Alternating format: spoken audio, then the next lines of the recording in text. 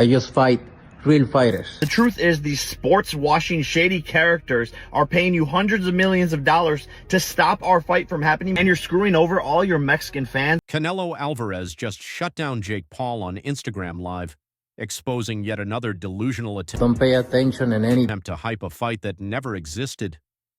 Predictably, Jake is spiraling because Canelo, a reigning world champion, has no reason to entertain a YouTuber-turned-boxer. The viral video revealed the truth. Jake had once again fabricated a around with Canelo. headline barely a month into the new year. Paul versus Alvarez was supposedly set for May 3rd, 2025 at T-Mobile Arena in Las Vegas. A dream scenario for Jake, perfectly timed for Cinco de Mayo weekend, the most prestigious date in boxing. Except Canelo never even acknowledged it. He wants to fight Canelo. I'm just saying what he. That's what he. Hear you. Then why is he not fighting Canelo? I mean, it'd be a fucking 30-second payday for. While Jake envisioned himself stepping into greatness, Canelo didn't RSVP. Then came Netflix, making its grand entrance into boxing like it had just discovered the sport. Their first major event promised big money, marketing, and exposure, but the real question remained, who was funding this spectacle? Reports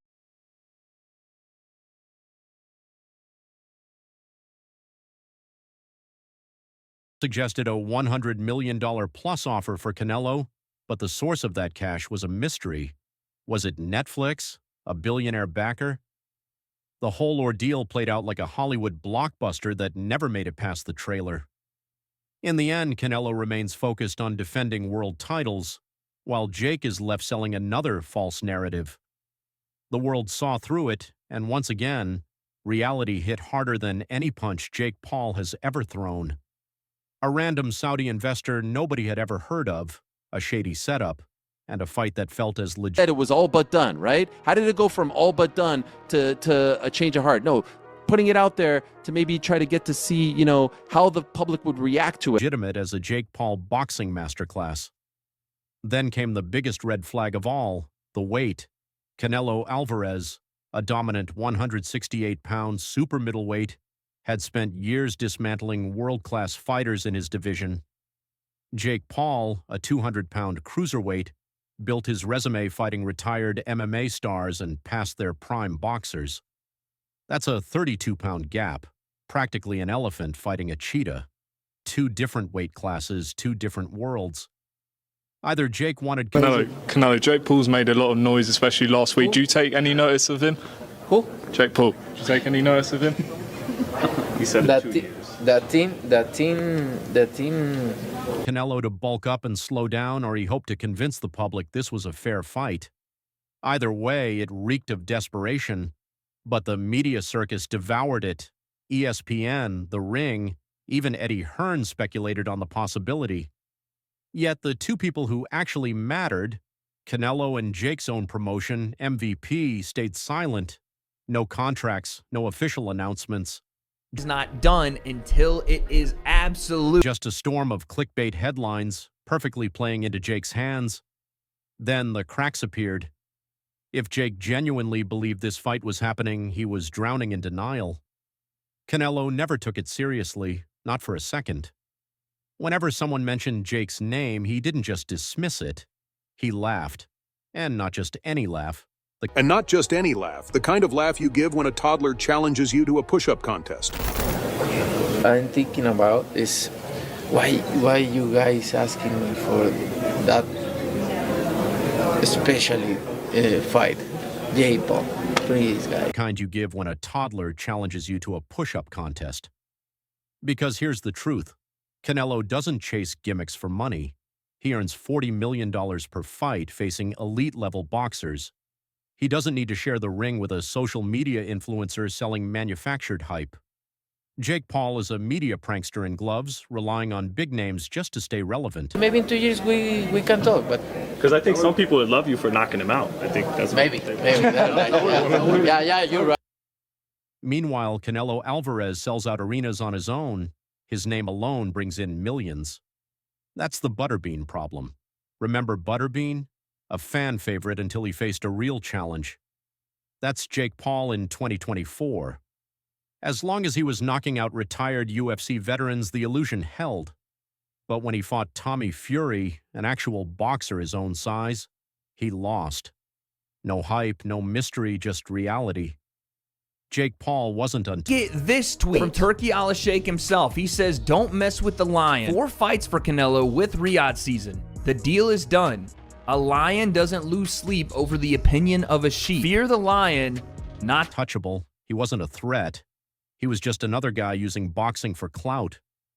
While Jake hyped fantasy fights, Canelo was securing a 4-fight mega deal with Riyadh season. More money, more prestige, and real competition. He was negotiating with Terence Crawford, Charlo, Bivol, and Benavidez, career-defining fights, legacy fights.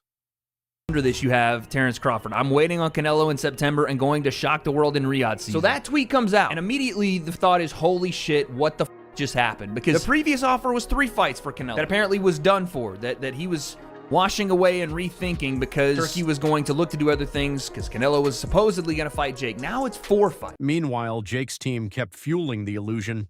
Even 4 days before the supposed fight, they pushed the narrative. But Canelo? He didn't need theatrics. No dramatic press conference, no drawn-out statements. He simply went live on Instagram and shut it all down with 12 words. No fluff, no sugarcoating. Just Canelo effortlessly wiping months of nonsense off the table in an instant. Canelo Alvarez bulldozed an entire PR stunt in real time. For weeks, Jake Paul and MVP hyped this fight like it was set in stone. Articles were published, social media buzzed, and Jake even posted training clips, acting as if he was about to step into the ring with one of the great... Guys, don't pay attention in anything. In this f***ing YouTuber, I just fight real fighters. Don't f***ing around with Canelo. Greatest boxers alive. Then with one sentence, Canelo crushed the fantasy. The funniest part? The only people who ever claimed this fight was real were Jake Paul, MVP, and a handful of conveniently vague sources. Back in March, reports surfaced about advanced talks between Jake and Canelo. The Ring, ESPN, and Eddie Hearn all made speculative comments, but there was never an official confirmation. Expose him. So we had a signed contract to fight. Here you can see Canelo's signature and my signature to the right, claiming he's not fighting YouTubers. Bullshit. Look at the poster. We were announcing Tuesday, February 11th, claiming he fights real fighters, but he's fighting Crawford, a 135-pound fighter, and running from a real fighter like David Benavidez. The only ones treating it as fact were Jake's camp. And just in case anyone still had doubts, Turkey Al-Sheikh stepped in to hammer the final nail. Jake's biggest problem? Turkey Al-Sheikh hates crossover fights. He hasn't exactly been subtle about it either. The moment rumors of Jake versus Canelo began swirling, Turkey shut it down. He retweeted a post from The Ring, which, by the way, he owns, immediately dismissing the entire idea.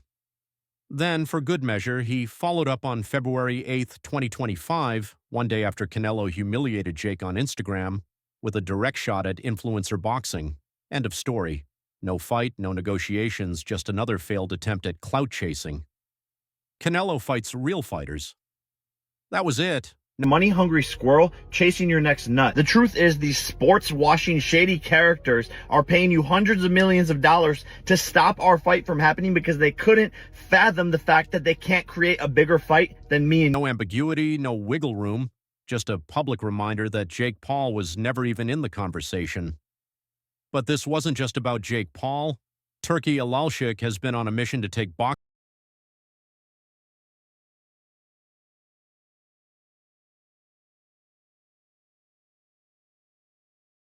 back from gimmicks and YouTube stunt fights ever since he started investing in the sport.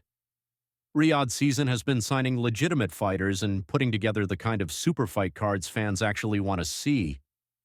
The pushback against Jake didn't stop there. Even TKO, the parent company of UFC and WWE, wants nothing to do with him. For years, Jake has flip-flopped between attacking Dana White and begging for a UFC deal.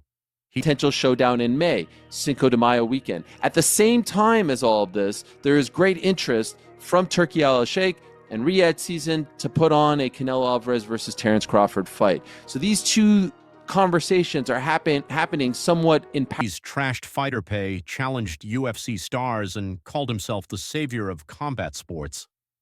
But behind the scenes, he's not even on their radar.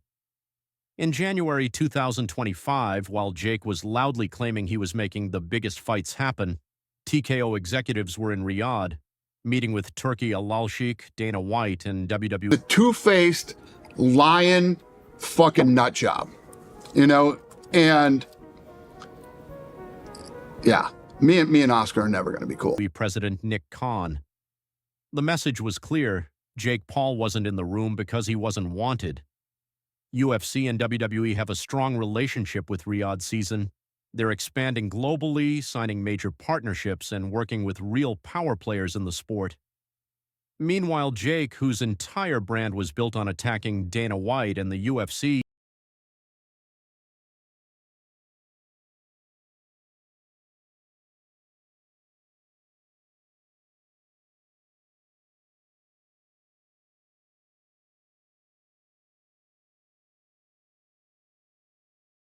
is realizing that his stunts don't work on the people who actually make decisions.